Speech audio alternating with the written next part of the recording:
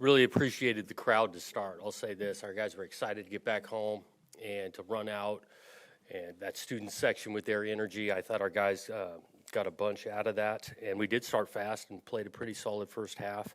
The balance offensively was showing up, and then even the one score in the first half, we had opportunities to eliminate that, and so I thought I was pleased with the start, and I think our crowd helped us with that. Second half, kind of back and forth, some things to clean up. Credits to Hawaii. I think that quarterback's elusive, can make some throws. They got some athletes that can do some things. But we did just answer each time and got a couple takeaways that were huge.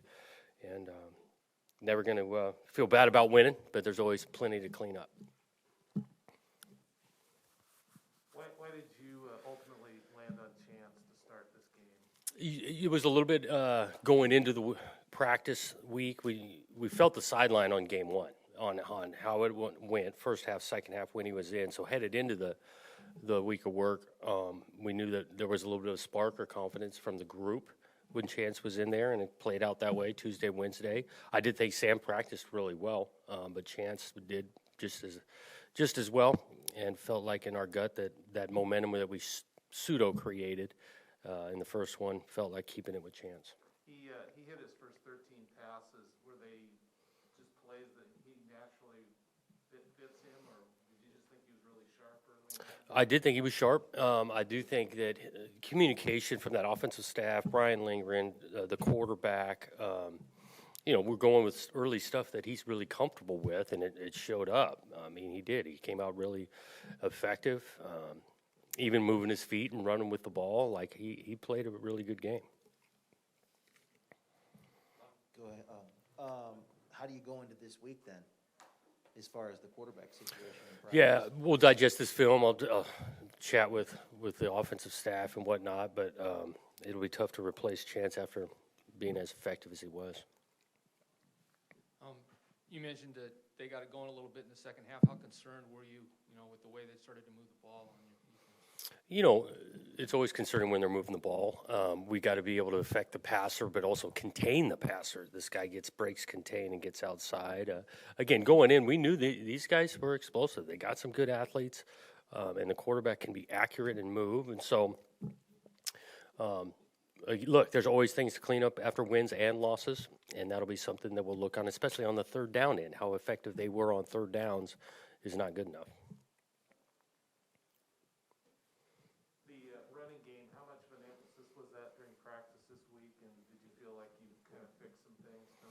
Well, it was an emphasis. We needed to run the ball better than we did week one. We thought there were going to be some opportunities against these guys because they are aggressive, can wreak some havoc in the backfield, but also put themselves at risk a little bit in pressure situations. I thought we picked up some things pretty well. BJ, in particular, had some big-time carries with some great vision, and that's what you're looking for. That type of balance, if we can get that going week in and week out, we'll be pretty good.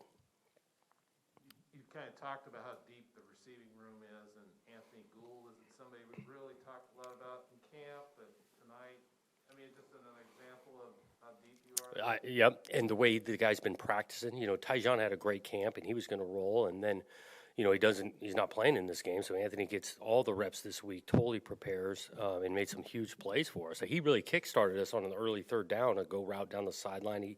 He catches it, and I think he was close to 100 yards in the first half. It was awesome to see him get the touchdown in the second half. The guy's a good player, but we did. We feel like we got depth there. We rotated a lot of wideouts today, and that'll continue.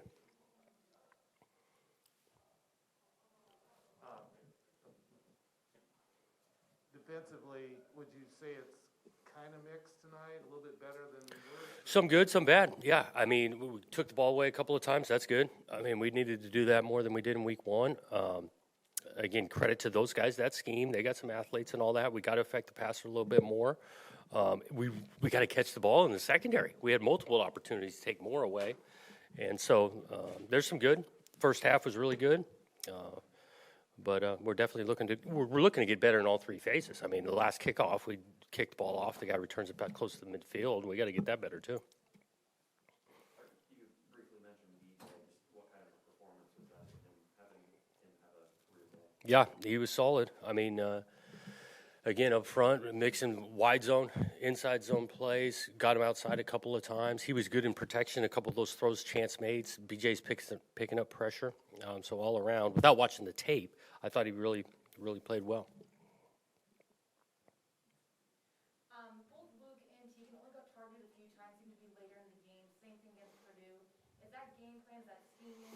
It was more this week game plan for sure. We talked about again the matchup outside. We felt like we had some stuff there. We did discuss it at halftime, and then you saw it a little bit early in the second half. Tegan all of a sudden got a couple of touches. Actually, one of those balls could have gone to Luke. But when you got multiple weapons, we're not going to just force it to one guy when we feel like we got variety to get it to. And then BJ said he thought this was the best the offensive line has played in a long time. With the offensive line you were blocking with Tegan and Luke being thrown in there, just how important is that for your offensive production going forward? Well, yeah, it starts up front, and it's critically important. And those guys did play solid against a scheme that's not always easy to recognize in the amount of pressure they give. Still want to get down on this whole line. We got a couple of penalties. We got a touchdown coming back because of a couple of penalties. So there's always something to get better at. Now, I know you always say you want to focus on 1 week at a time, you want to go 1-0 every week. But what does this do for you guys going into week 3? Yeah, it's huge. I mean, you're trying to win a game, and we needed to get a win. And back at home in front of our crowd for our guys, a win is critically important. That's what you're trying to do week in and week out. And so I think that'll help our morale and motivation this week. We know that we're going to have to go back to work and prepare and get another chance to do it Saturday. You mentioned you needed to get a win, and that was critical, but you won this one big. Was it important to really do that, to blow somebody up? I think, I don't know, we needed to win. There's definitely, I think, a confidence boost when you can get up by a couple of scores. But we recognize each game's different. Our schedule's not getting any easier as we head into the conference play. And what I think we learned from the conference is each week you got to play well to win, and we'll have our opportunity to do that.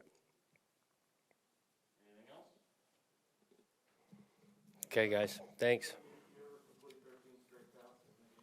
Myself? No way. I don't think so. No. We got a better play caller now. You know what I'm saying?